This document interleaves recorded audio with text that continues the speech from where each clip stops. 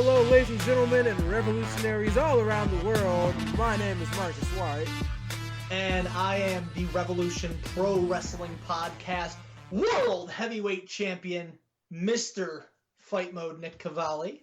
And we welcome you back to the Wrevolution Pro Wrestling Podcast. This is our predictions video for AEW Double or Nothing. We're going to be talking about our predictions for all the matchups and going over our drinking rules for the show. So we're going to go ahead and we're going to start off with our drinking rules. Our drinking rules for AEW Double or Nothing are pretty simple. So rule number one to our drinking game is for all surprise returns or debuts, you down your drink. If the mystery competitor for the casino ladder match wins, down your drink. If Dustin Rhodes retires, you down your drink. Some more basic ones for every time Darby Allin falls off a ladder, take a drink. That could get dangerous. For every person that Mike Tyson knocks out, you take a drink. For every title change, you take a drink. For every mention to football or the Jaguars during the Stadium Stampede match or any segment dealing with the Stadium Stampede match, take a drink. Take so all that the drinks. And Marcus has requested that you down every drink in your house if Hikaru Shida beats Nyla Rose for the title. I would not suggest that because alcohol poisoning is a thing. Down all the alcohol you can find because you're going to need you're going to need the blackout to forget the bullshit that AEW just put on your TV monitor. All right, so unlike WWE, the pre-show matters for AEW, so we're going to go ahead and we're going to go bottom to top. We're going to do the pre-show, which is one match, the buy-in, and we will make our way to the top of the card. So for the buy-in, we have the Private Party going head-to-head with the Best Friends for the chance to become the number one contender for the AEW World Tag Team Championships. Who do you have in this matchup? I think I'm going to go ahead and go with the Best Friends. You know, they've been on a nice little string of matches here. Not always victories, but the matches have been fantastic. They were here throughout that entire recording session that was taped shows for Dynamite. So, and we haven't seen Private Party in a minute, and you know they're still a younger tag team. So I think we're gonna get Best Friends winning this match. I'm actually going to agree with you on this one. I'm gonna go with the Best Friends here, mostly because they were there throughout the entire tape segment. That they showed loyalty to the company. You know, maybe a little knock, a little nudge to push them forward. Plus, they're a little bit more experienced in the Private Party when it comes to the department of being on a major stage. I mean, Trent and Chuck both come from New Japan, so I think you got to give it to the Best Friends here. So that is the only match on the buy-in. It is a 30-minute time limit, I would assume, based on the fact that the buy-in starts at 7:30 and the pay-per-view starts at 8. So at 8 o'clock, the pay-per-view starts, and we get the Natural, Dustin Rhodes, taking on the Chairman, Shawn Spears. And I'll go ahead and go first. We'll take turns so that not one of us is always picking first. It's probably most fair that way. This was a difficult one for me to pick, to be honest with you, because I'm still of the idea that maybe Dustin's gonna retire and this could be the match to do it. And Shawn Spears needs a launching point eventually to get out of the bottom of the card. I just don't know that this is that match. Despite questioning myself a little bit here, I'm going to go with the chairman of AEW, Shawn Spears, in this matchup. There's no questions in my head. There's no going back and forth. It's going to be Shawn Spears. It'd be completely different. Those were very great points, and you said them eloquently, but they don't matter because this isn't a match for Dustin Rhodes' career. This is just a match. So it'd be one thing if this was like a couple weeks ago where Dustin Rhodes comes out and he's like, this is for my career. I'm going to retire. He didn't say any of that. In fact, he hasn't said anything.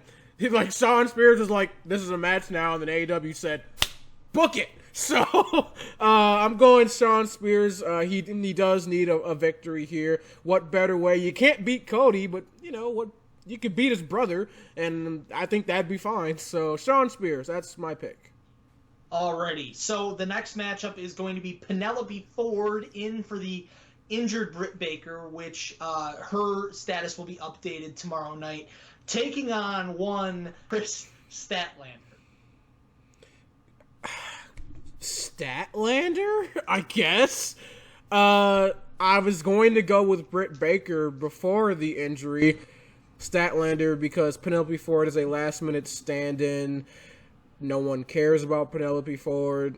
And I think they still are trying to build Statlander up. And she's, whether I like it or not, she's hot with the crowd. So, yeah, I'm thinking it's going to be Statlander. I'm going to agree with you on this one. I think it's going to be Chris Statlander. I don't dislike Penelope Ford. She's still got a long way to go before she becomes the number one contender in the women's division. And quite frankly, Statlander is one of the most powerful pound-for-pound women in the world, possibly right now. She's very, very strong. So I think they're going to continue to build her. But I'm going to agree with you as well. I think this was probably set up to be a Britt Baker victory, whether it be via shenanigans or not. But Statlander's got to come away with the win here.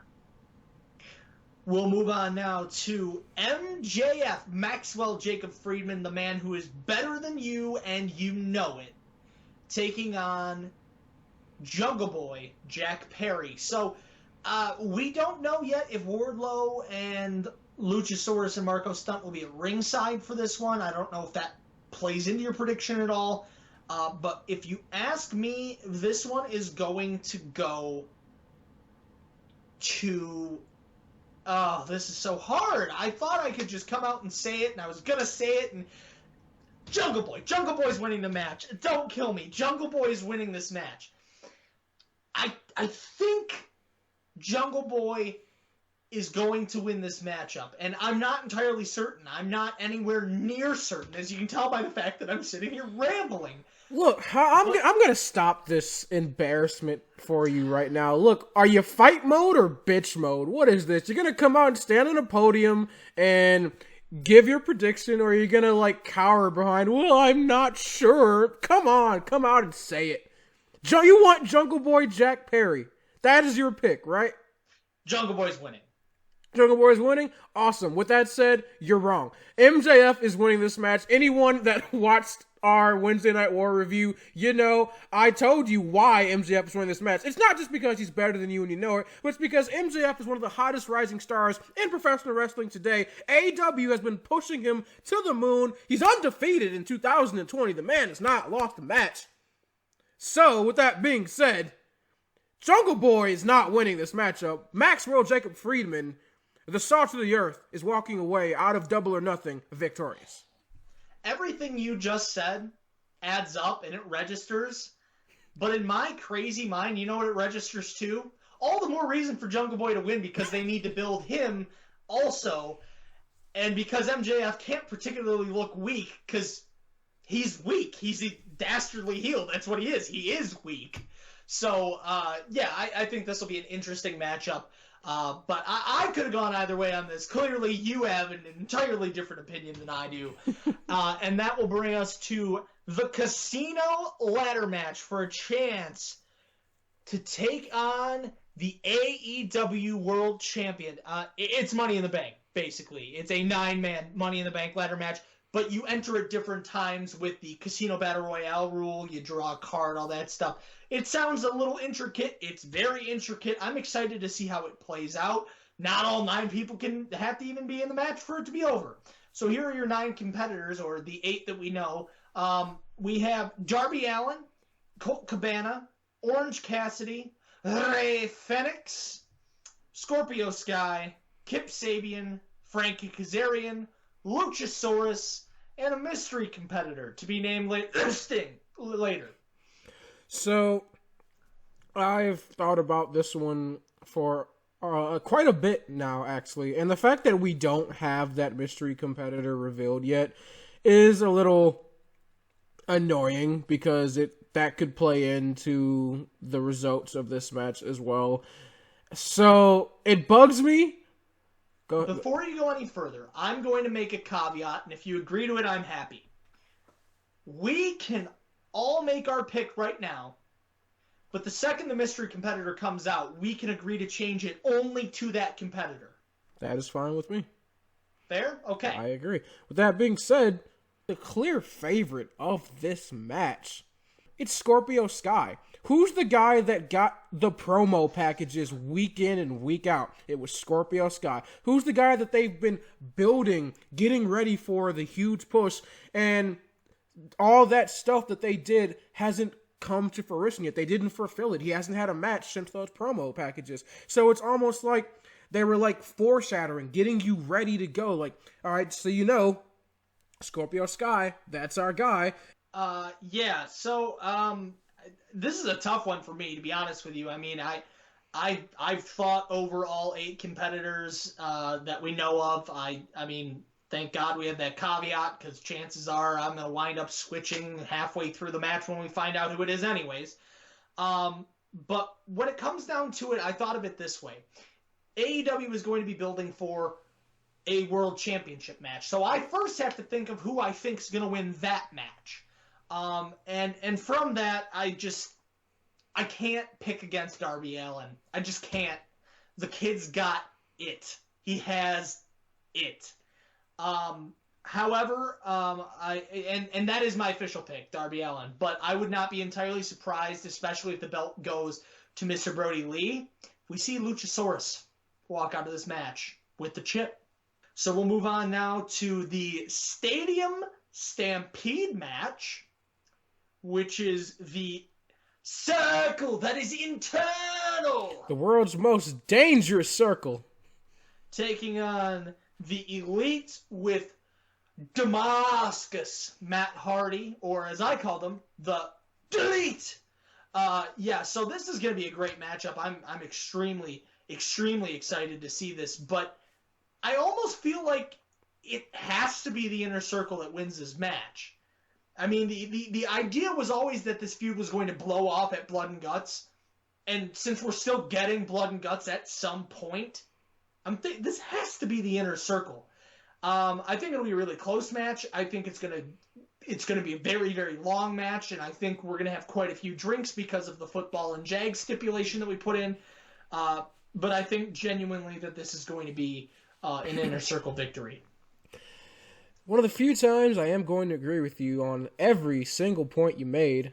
It's the Inner Circle. How could it not be? They have gotten the best of the Elite time and time again.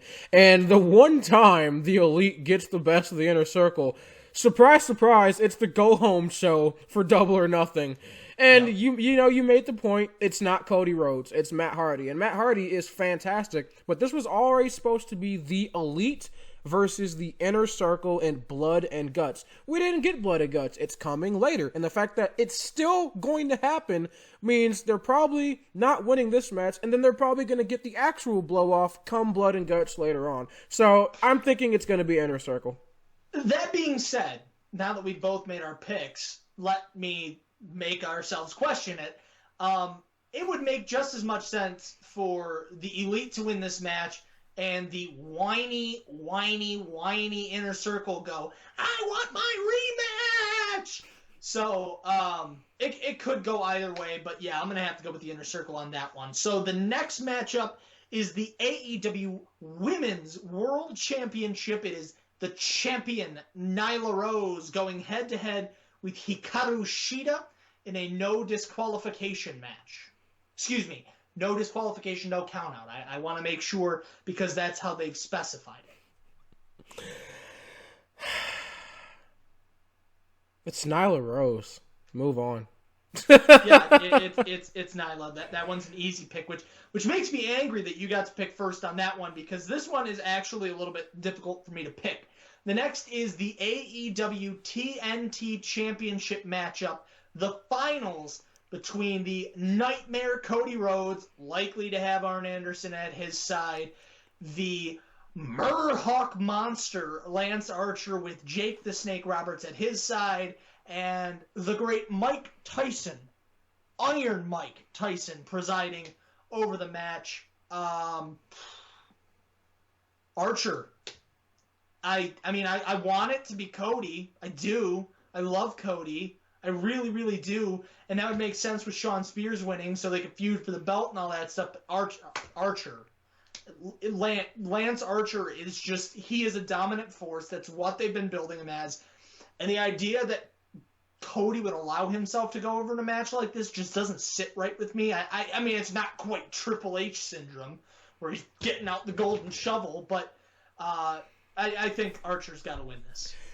So, this is why sometimes you annoy me, because you say the right answer, but your justification and everything leading up to it makes no sense whatsoever. Like, yes, Lance Archer is winning this match, but the idea that if Cody were to win this match, that it's somehow burying Lance Archer or that he's breaking out the golden shovel. Cody Rhodes has let himself get, and his family get absolutely destroyed in every way possible in the lead up to this match. He can't even compete for the actual world championship. He's lost multiple times. The guy constantly puts other people over himself for the betterment of the future of his own company. So the idea that if he gets one every so often, I don't think that that's, you know, going full Triple H and, yeah, I want all the goats. I said that. I said it's not as atrocious as Triple H. And I would be okay with Cody winning this. Honestly, I know I said it wouldn't sit quite right, but I would be okay with it. I mean, Cody Rhodes has sacrificed so much to get to where he's at right now in the wrestling industry as a whole. He deserves it. He deserves the world.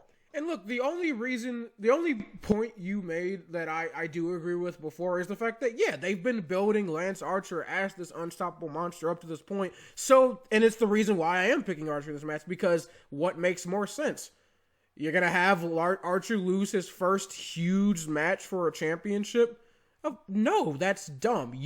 Archer needs to go over in this matchup. With that being said, would I hate Cody going over? No, because again, it's about damn time you get some gold around your waist, Mr. Executive Vice President. So, I mean, I don't have an issue with if he does go over, but I would definitely be questioning the logic behind the decision if Archer were to lose this match. Alrighty, so it is on to the main event now. It is the AEW World Championship. Big Platinum is on the line. It is the self-proclaimed World Champion, Mr. Brody Lee, the exalted one of the Dark Order, going head-to-head with the purveyor of violence, and AEW World Champion,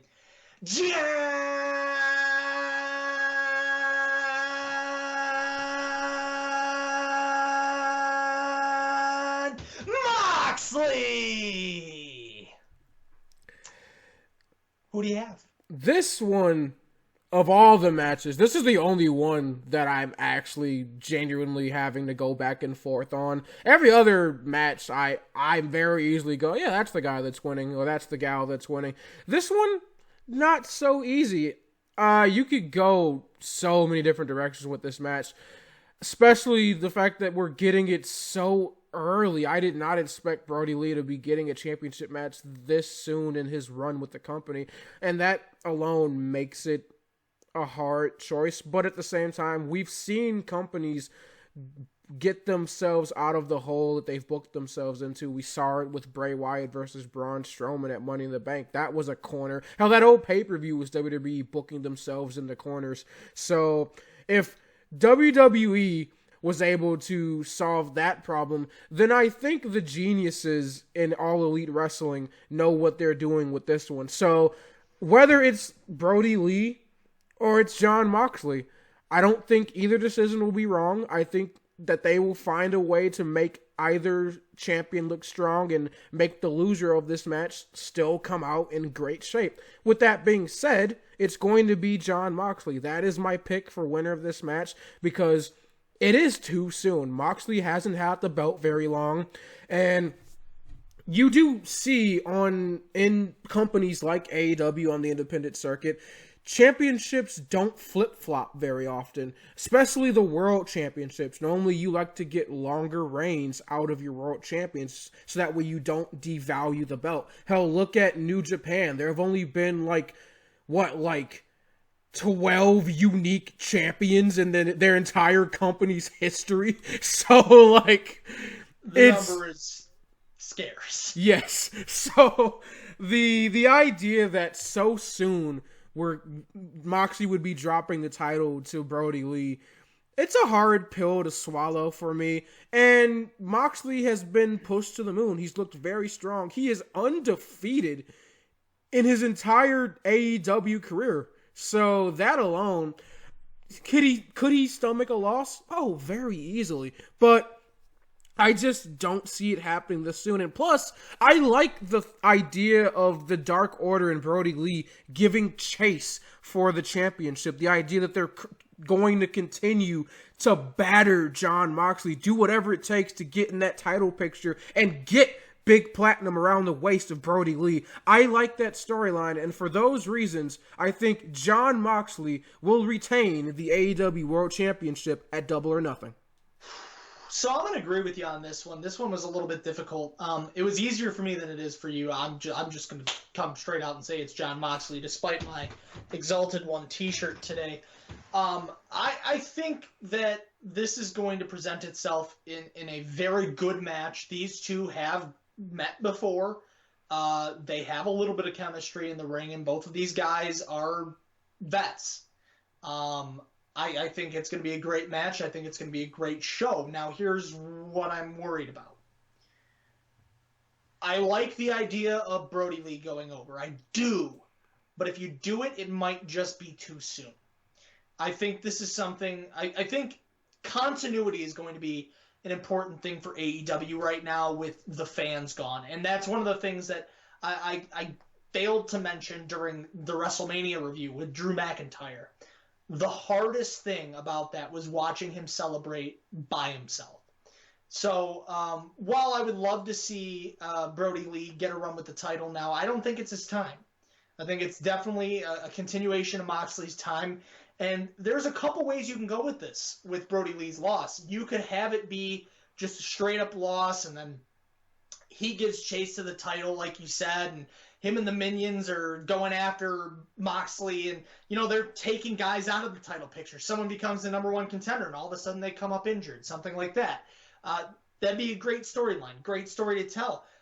What I personally would love to see is Evil Uno and Stu Grayson get involved in this matchup because of them being pushed to the wayside by Mr. Brody Lee, and them getting involved in this matchup and him having a little bit of an internal feud with some of the guys from Dark Order as he continues to give chase for this title. But regardless of what happens with Mr. Brody Lee, the winner is going to be Jon Moxley. And again, you can't go wrong. You really cannot go wrong. As much as I say it might not be his time, you can't go wrong. Either of these guys walking out of Double or Nothing with Big Platinum is a great story. Mr. Brody Lee, he deserves it more than anybody, maybe, because of what he's had to go through to get to where he's at now. One of the most undervalued guys in the history of pro wrestling. I put his name right there with Shawn Spears. Both of those guys have been extremely undervalued, and they deserve the absolute world from All Elite Wrestling, which is one of the things that makes me think they might go through with it this soon. But I just think it's got to be Mox this time.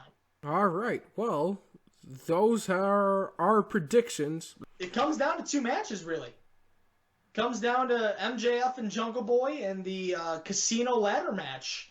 Between those two, that's your championship. But yes, that has been our predictions and drinking rules for tomorrow night's Double or Nothing pay-per-view. Make sure you join us Sunday for our review and results video for that pay-per-view. And make sure you follow along on Twitter because we will be live tweeting throughout the entire show. Links to our social media are down in the description down below. Make sure you subscribe, notifications on. And, as always, my name is Marcus White. My name is Fight Mode Nick Cavalli, and just in case this is the last time I get to say it for a little while, I am your Wrevolution Pro Wrestling Podcast World Heavyweight Champion. Oh, that sounds so sweet. Drink it in, bitch mode. Drink it in. And this has been the Wrevolution Pro Wrestling Podcast. See y'all later on.